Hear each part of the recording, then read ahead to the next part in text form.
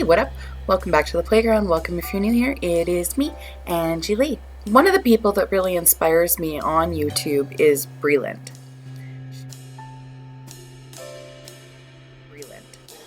She was once known as Glitter Forever 17. And she had a very massive channel that was geared towards children, where she was not being herself.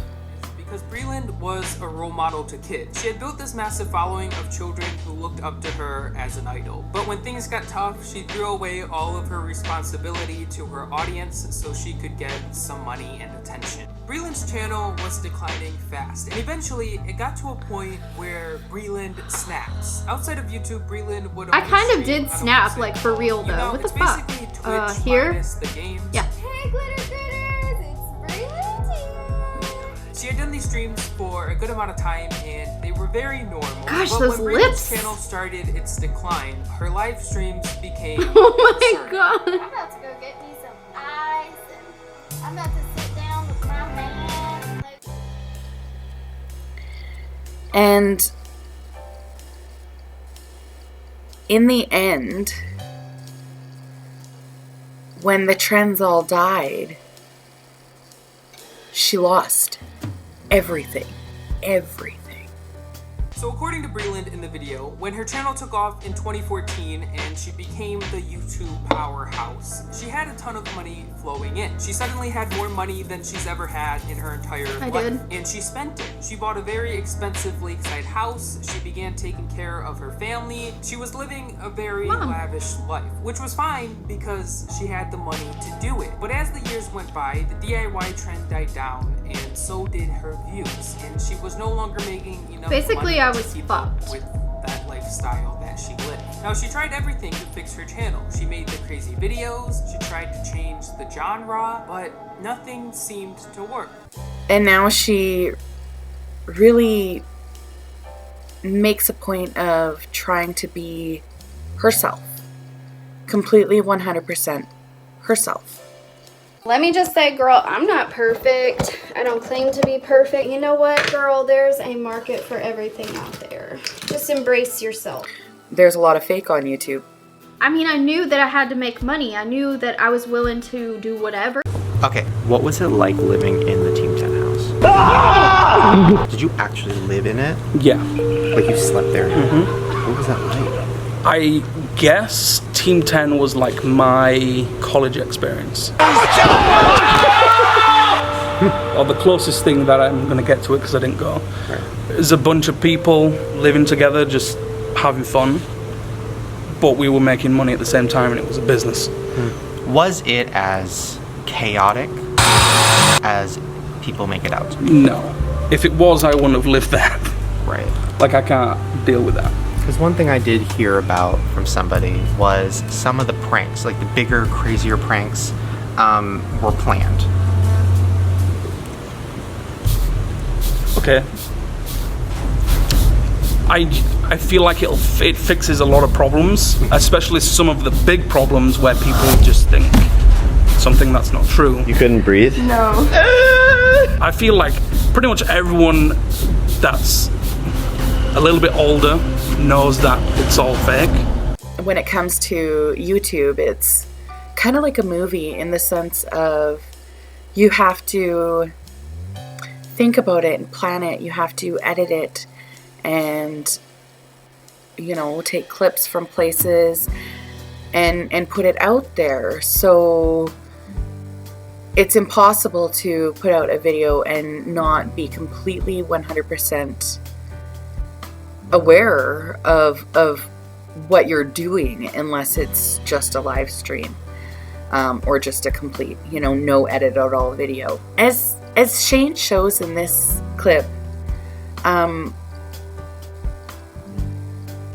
things aren't as crazy necessarily behind the scenes as what it may seem to the viewers.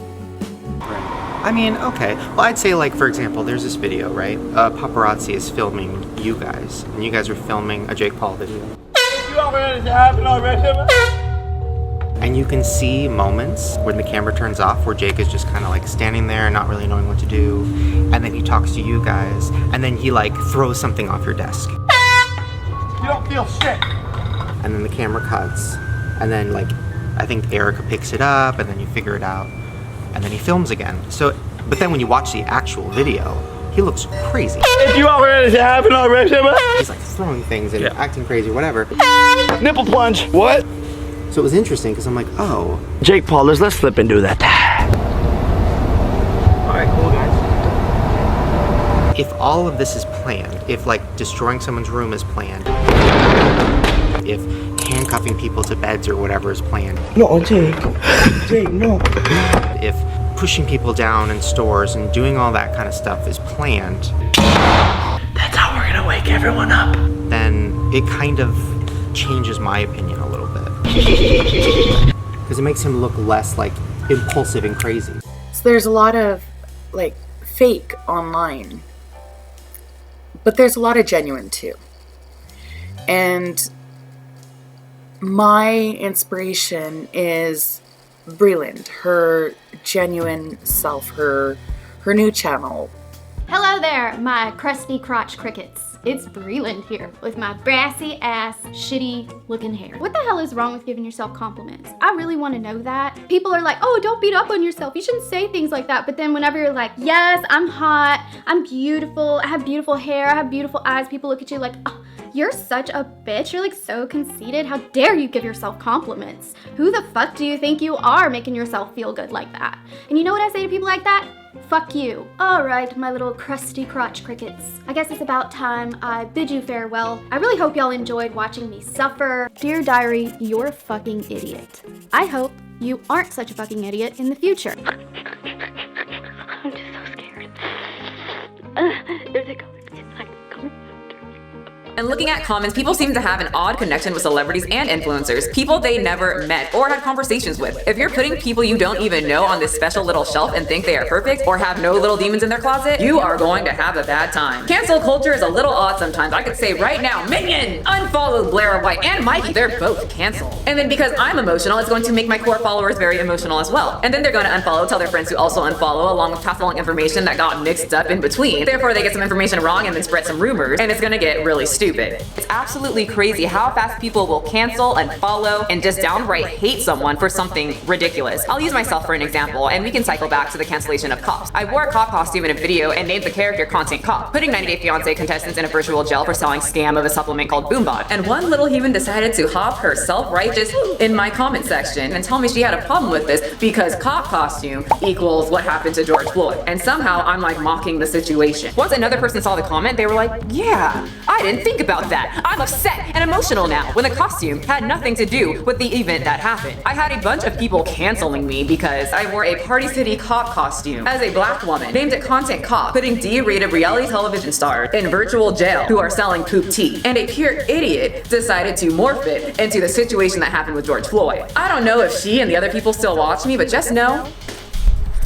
I have the death note. And if you're gonna cancel me for anything, cancel me for saying you. Just because you want to cancel the police doesn't mean that I can't wear a cop costume and put people in virtual jail for selling poop tea. I just really wanted to give a big middle finger to those individuals. I cancel you. People that make unproblematic things problematic because you want to show how supportive you are is to certain communities. So I think Michelle did a great job of explaining cancel culture and why sometimes YouTubers will just delete comments rather than entertaining them. Sometimes things just blow up out of proportion when they don't need to, and that's just the way it is. That's just the way it is. So I really, I like to be genuine. I like to show, the all of me, the real, true, emotional, human parts of me, as well as the fun, goofy, playful and creative parts of me, and it's all part of me, and it's all who I am, and it's all what I want to show on my channel. So that's what it's all about for me. And so Breland has really been a huge inspiration for me for what I want to do on my channel as far as where I want to go. And it doesn't matter what I choose to do and what types of videos that I choose to put out, I want to do it being 100% myself. And as long as I'm doing that, I know I'm okay. So thanks so much for watching, and we'll catch you in the next one. Bye for now. Love ya. Mwah.